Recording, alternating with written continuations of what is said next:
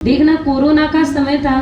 Corona के समय में करोड़ोंपति ऐसे के ऐसे हाथ में पैसे लेके खड़े थे पर अपने जीवों को बचा नहीं पा रहे थे। और ऐसे कोरोना के समय में हम 250, आप विश्वास नहीं करोगे, फेसबुक पर अभी भी वो सत्संग पड़ा हुआ है, आप कभी भी देख लीजिएगा।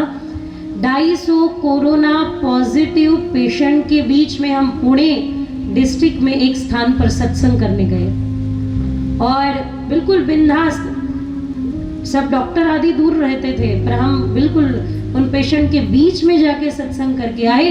और हमारा एक ही मानना है कि जब सब ठीक था तब इसी समाज ने हमें सिर पर उठाया और जब संकट की बेला है तो हम छोड़ के क्यों जाए। और आप यकीन नहीं मानोगे, आप देखना उस फेसबुक पर वो सत्संग पड़ा है, आप विश्वास नहीं करोगे पर ये सत्य है कि आप देखना उस वीडियो में वो 250 पेशेंट हमारे सामने बैठे हैं पर सबका ध्यान ऐसा एकाग्र है।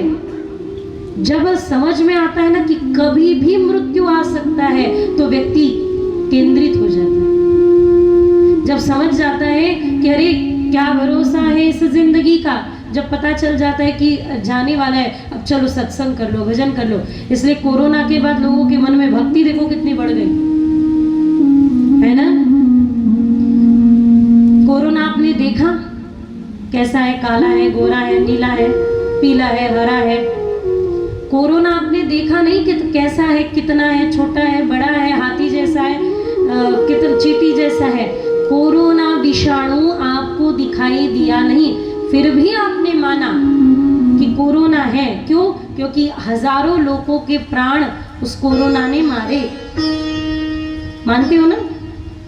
मानते हो?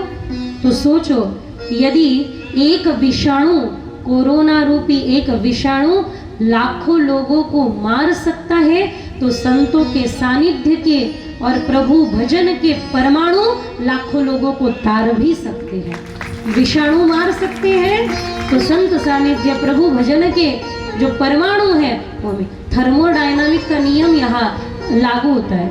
कौन सा नियम? संताचे संगती मनोमार्ग गती अकळावा श्रीपती येणे पंथे।